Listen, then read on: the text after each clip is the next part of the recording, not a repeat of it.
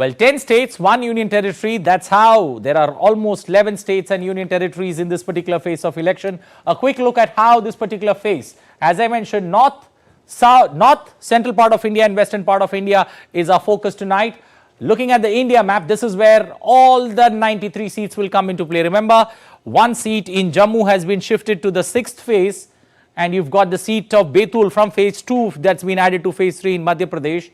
And that's where things change, and the seat in Surat where the candidate has been elected unopposed. So that's how from 94 we have come to 93 seats in this phase 3 of elections. A quick look at the northern part of India. In the north, we've got 10 seats in Uttar Pradesh, and they throw some interesting numbers for us. A quick look at how 2019 the results came and juxtapose it with 2024.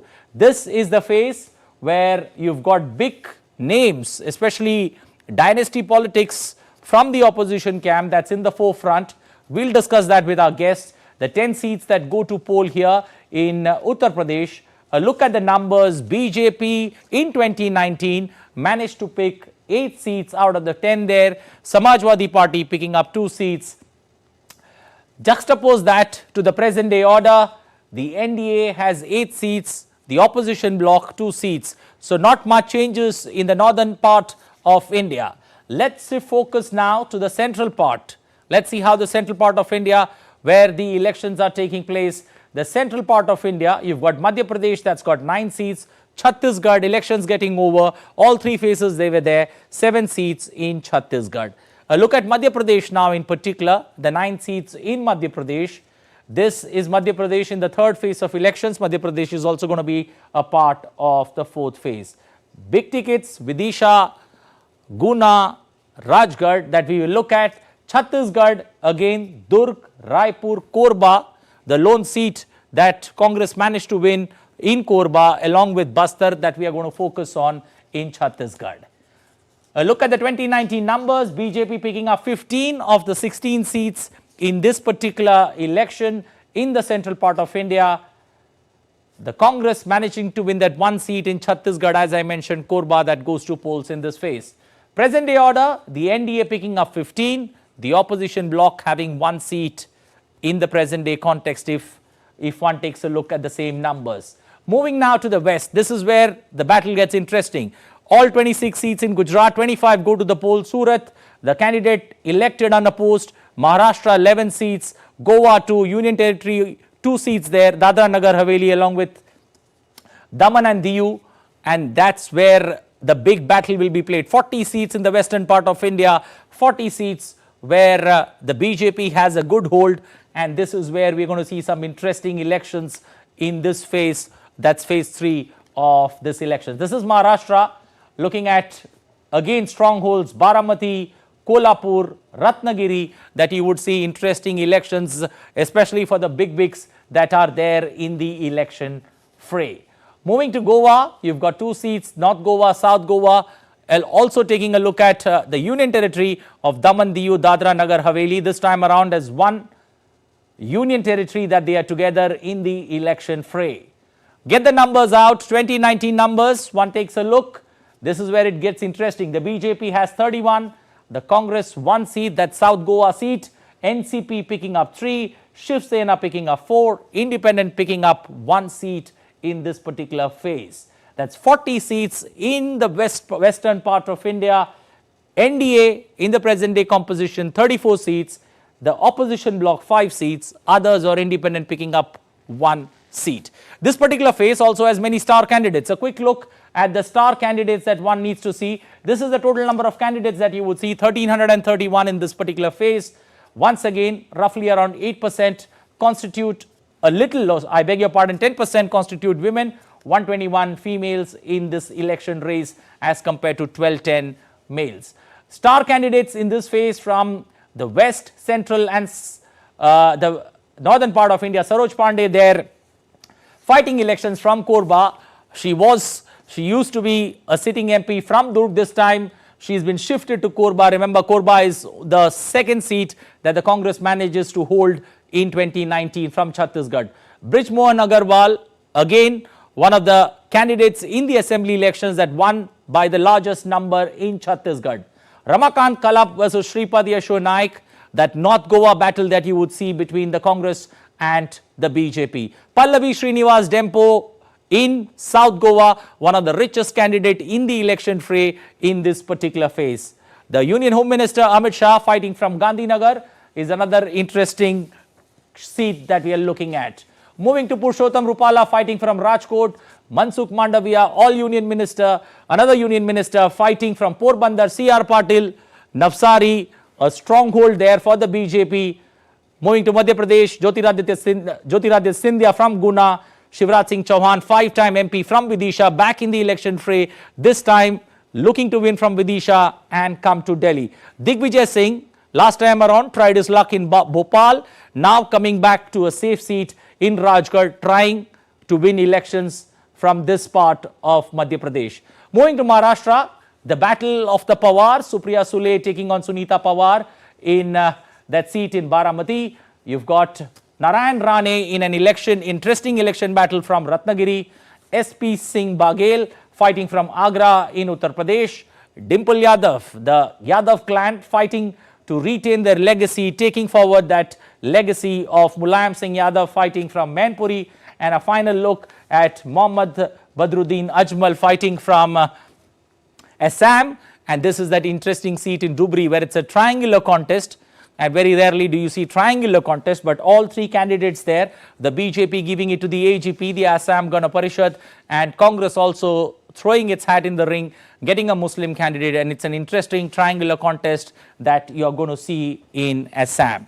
Well, we have been talking about many benefits that the Election Commission has been doing across these elections. How do you vote from home? You know, that's another initiative that's been started by the Election Commission. Antara Sinha has the details. Watch this report while we come back on the other side and start talking with our guests and our reporters on the ground.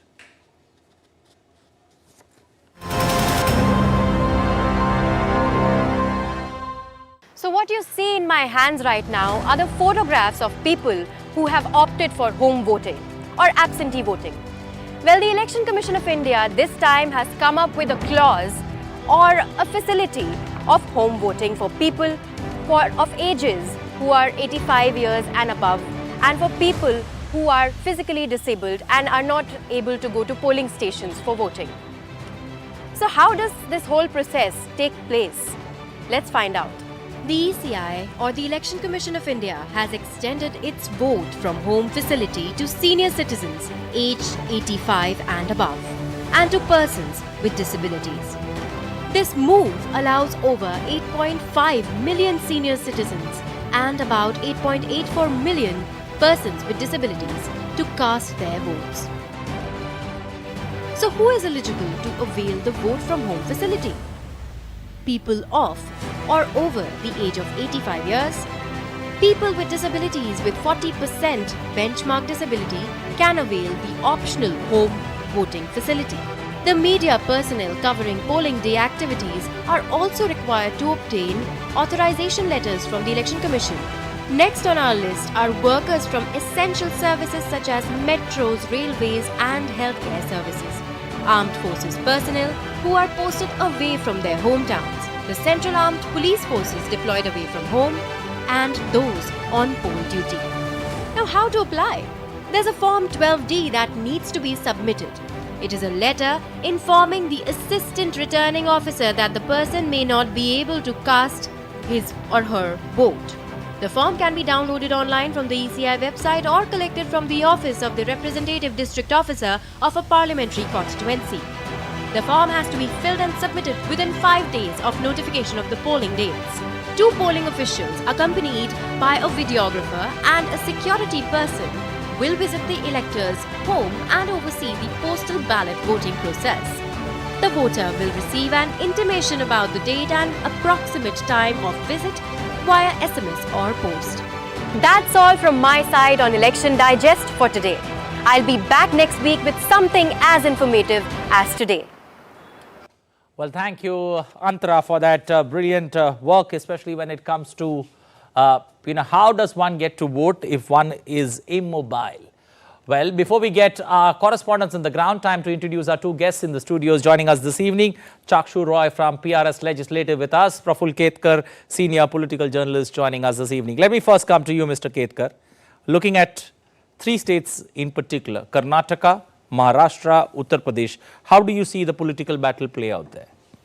See, Maharashtra for me would be the most interesting battle because we are first time seeing two NCPs, two Shiv Senas, and and in specific this particular phase where the power bastion is going for polling, that will be Baramati and Mada will be the most interesting seats. Whether the traditional Sharad Pawar supporters, they stay with him or they actually move with Ajit Pawar to the new form of NCP that has aligned with BJP.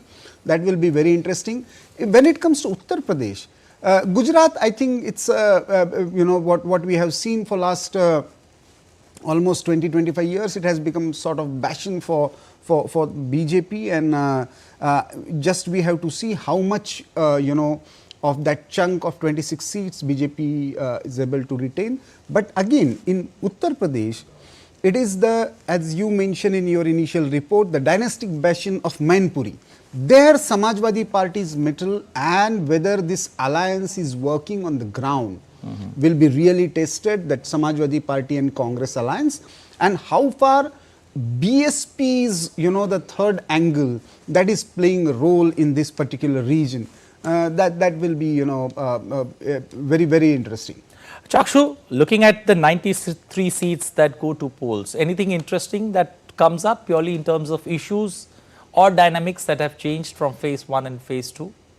Actually, a couple of things, but before I started my comments, I just saw that Ketkar Saab has the indelible ink on his finger, which means he's voted, and and I'd like to commend him. I think all of us should go out and vote when our phase comes. There is one interesting factor that when I was looking at the numbers that stands out in this phase is just the vibrancy of the candidates. So if we look at Maharashtra, for example, is quite interesting. I think Osmanabad constituency has about 77 nomination files, and on average there are about 23 candidates on the ballot unit per constituency. That number increases in Chhattisgarh to about 24. I think Bilaspur has about 60 odd candidates whose nominations are there. Gujarat about 10, UP another 10, Karnataka about 16. Jammu and Kashmir, which has one seat going, has 20 candidates that voters will have a choice of. I think not only does this exhibit a vibrancy of the electoral process, but in some states it will present an interesting voting dilemma for our voters to see as to who are the candidates that they want to go for. Okay, one small correction: Jammu's phase has been shifted from this particular phase to the 6th one. But let's quickly get our correspondents there on the ground joining us this evening. Jessica joining us from Goa, from North Goa, and we've got one more correspondent joining us, Amritpal Singh joining us from Uttar Pradesh. Let me first come to you, Amrit. Amrit, how do you see this? There was a lot of noise that was created, especially about Uttar Pradesh.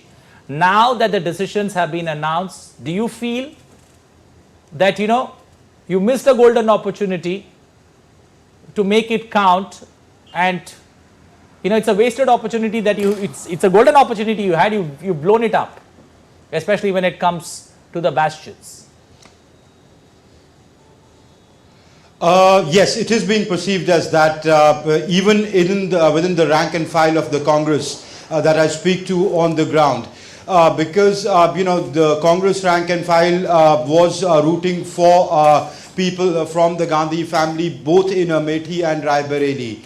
Now, whatever the reasons, the family decided that they did not want to field the brother-sister duo because that would have been too many MPs from one family, and they could have come. They're already under attack from the BJP and others for dynastic politics. So probably that was the reason they did not decide to field Priyanka Gandhi, among other reasons. But the Congress workers themselves tell us off camera that they would have expected Rahul Gandhi to be nominated, the party to have nominated him from or given him the ticket from Amethi, and that would have enthused their workers. But they chose Rai Bareli instead. Though Rai Bareli has also been a seat of the Nehru Gandhi family for a very, very long time. Feroz Gandhi, Rahul Gandhi's grandfather, debuted from there. His father debuted from there. His grandmother was, won from there. I think the only time she lost from there was 1977. But she was back again in 1980. Then his mother was the MP from there. They do have a connection with the constituents there. But when you tour the constituency, you realize that that is with the old timers. The old timers are emotional. Much water has flown under the bridge. If you look at the 5 parliamentary, the assembly constituencies, they have neither. So the 4 are with the Samajwadi Party, 1 with the BJP. In fact, the candidate Dinesh Pratap Singh is the assembly member from Rai Bareli Sadar. So Rahul Gandhi will have to really work hard to enthuse the Congress, because the Congress's support over the time has wilted away. Probably because, despite Sonia Gandhi writing an emotional letter to her constituents, chronicling the link between the family and the constituency, over a period of time, because they have not been meeting people, etc., and there are a lot of, middlemen who have emerged as a bridge between the family and the constituents, there is disenchantment in erstwhile Congress supporters too. Okay, let's also get Jessica on board. Jessica, looking at, we've discussed South Goa, North Goa in particular, that battle between Shripad Yasho Naik taking on Ramakant Kalap. It's an old rivalry that's been reignited, but it's just that Mr. Kalap now has a national party color to fight Mr. Shripad Yasho Naik. Well, Shripad Naik has almost won this constituency for the longest time that he's fought. He's won it 6 times already. He's looking for another term this time around. But the Congress has fielded Mr. Ramakant Kalap. He's a former union minister, a candidate who's reaching out for a lot of corner meetings, talking to not just mine owners, but also individuals, reaching out to the kind of issues they have. He's put his focus a lot on regaining the land resource and what can the government do to aid individuals to preserve the land resources for future generations. His focus has completely been on the people's issues and looking at how well the ecological impact can be reduced when it comes to rapid urbanization and the development work taking place in the area. Environmental concerns have been at the center stage, not just in South Goa, Anil, but also in North Goa. We've heard residents talk about the kind of impact even mining has. For instance, today I visited one of the mining blocks in Bicholim here in North Goa and spoke to a lot of individuals. Some, in fact, want the mining to restart as their daily wage workers and would want that kind of employment to be initiated as soon as possible, since these mines were shut for more than 10 years ago. But there are others who point out that the kind of environment impact it comes with, because now the depletion of the groundwater and also, of course, the pollution that comes with it, the water that's now silted. So all of these impacts do have a sort of voice on the ground, and people have been talking about this to the representatives who are coming out to seek their votes. Okay, appreciate both of you, Amritpal Singh and Jessica, for joining us this evening on the Great Indian Election. Well, back with our guests here. Praful, how would you see the state of Chhattisgarh? It's gone to polls in 3 phases. We had in the first phase, a bit of Naxalism and the similar sin inside within a fortnight. We are seeing it again, and it's once again been neutralized. Will that have a major impact, especially when people come out and vote? Oh, certainly. This particular phase is supposed to be the stronghold of the present Chief Minister. And in assembly elections, he was in a way instrumental in almost sweeping this. I think 13 out of 14 seats in this assembly, if we go for this particular Sarguja area, all those seats are won by BJP. And here BJP had the biggest impact when Chhattisgarh assembly elections took place. He has managed to, because every time you see Home Minister or Prime Minister going there in Chhattisgarh to campaign for their candidates, they are talking about Congress's non-seriousness while countering the Maoist terrorists. And here the left-wing extremism is finding it very difficult under new BJP administration to spread their wings. In fact, they are trying to shift their base from one area to another. Many of their cadres are actually surrendering, and some of them got eliminated, as we saw in the operations. So I think this region will really test the administrative and political skills of the present Chief Minister, and how far his a sort of electoral management is still intact when it comes to the Lok Sabha mandate. Chakshu, the numbers when it comes to candidates, this is the first phase that we are seeing where we are having a little over 10% when it comes to women candidates. Is that a surprise, looking at the seats that go to polls, 93 seats, especially the regions, Maharashtra, Gujarat, you've got... Anil, I think it's always an encouraging sign when either individual women candidates or candidates supported by political parties make the effort to file their nominations to contest. Studies and data has shown that whenever there are women members of parliament elected, the social indicators, the education indicators, the nutrition indicators in those particular areas, they tend to do better. That's one part. It was when I was listening to Mr. Ketkar, I found another. I was reflecting back in the last general election in 2019. Chhattisgarh had gone to polls right before, and that time the Congress party had formed the state government there. This time around, it's a completely different scenario. Will that have a role also to play and reflect in the electoral results? So that is going to be interesting. And contrasting to Chhattisgarh and Maharashtra, Maharashtra has a different kind of a electoral challenge. The state has been suffering a little bit on the water issue. So probably that will be a main concern. A number of the dams are running extremely low on water.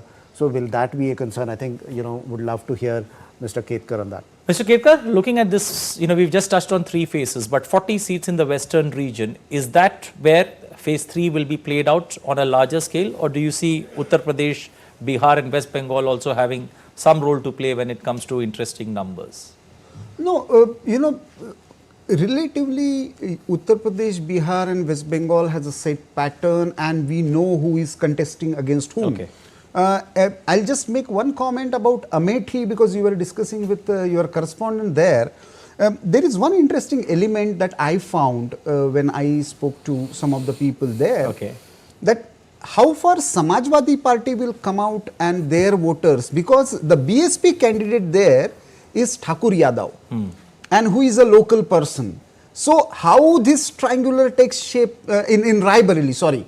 In Raebareli, BSP has given interestingly Yadav candidate. So whether Samajwadi Party comes out full guns there or not, but for me again the western part and especially Maharashtra is going to be very, very interesting.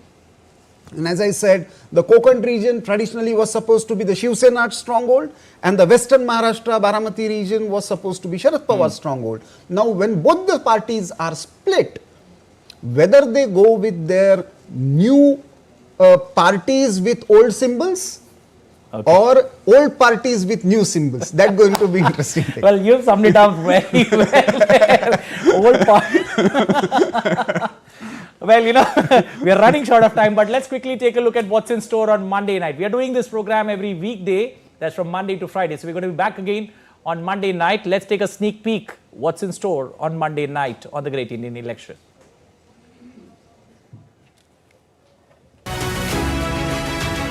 Ten states and one union territory with 93 constituencies go to polls in India's general elections on May 7. Assam, West Bengal and Karnataka will be under the spotlight. We track the states from the east and the south in phase 3 on the Great Indian Election at 8:30 p.m. IST only on DD India. Well, before we say goodbye, we've still got our correspondent there, Aisha Khanam, joining us from Karnataka to throw some light on the elections there. Aisha, now that there is the first phase, especially when it comes to Karnataka, is done with, and we are in that last phase of 14 seats. How do you see the political, rigmarole that exists in Karnataka? How do you see that get better in this final phase when it comes to Karnataka polling? Well, Anil, the first phase was mostly southern Karnataka, and now the second phase, which Karnataka will be voting on May 7th, is an interesting phase because this is the phase which covers most of the North Karnataka, which has 14 seats, which are with the BJP. And this is seen as the BJP's bastion because this is a mostly dominated by the Lingat community, which predominantly BJP says that it belongs to them. So this is the phase wherein the BJP feels comfortable about the fact that they will be, aiming whatever target they have aimed at, they will be reaching the target. So 14 is the target in the second phase of Karnataka, and this is interesting because after the fallout of Prajwal Revanna case in Karnataka, it will be very interesting to see how the caste equations will change the entire political landscape in the state. Because the southern Karnataka in the first phase had 14 seats, and this was the phase which also included Hassan, and this phase was mostly the Vokkaliga dominated community constituencies. So here the Congress and the BJP and the JDS, BJP and JDS alliance had a direct fight, and now in the second phase, in the 14 seats in North Karnataka, the BJP is quite confident about the fact that they will be able to sail through in these most of these constituencies. At the moment in Karnataka, it is a tough fight, and especially after the fallout of the Prajwal Revanna sex scandal. This is the entire political equation, the political landscape and the dynamics are changing day to day. Okay, we'll leave it there. We're going to come back again on Monday evening to analyze that particular phase, the south and the eastern part of India on the Great Indian Election. Well, before I say goodbye, it's time for me to thank my two guests in the studios here, Praful Khetkar and Chakshu Roy, joining us as always, taking every question with a smile. Appreciate you both joining us. Well, with that, it's a wrap of this edition of the Great Indian Election. You can connect with us on Facebook, X and Instagram. Goodbye, stay safe, have a safe and wonderful weekend ahead.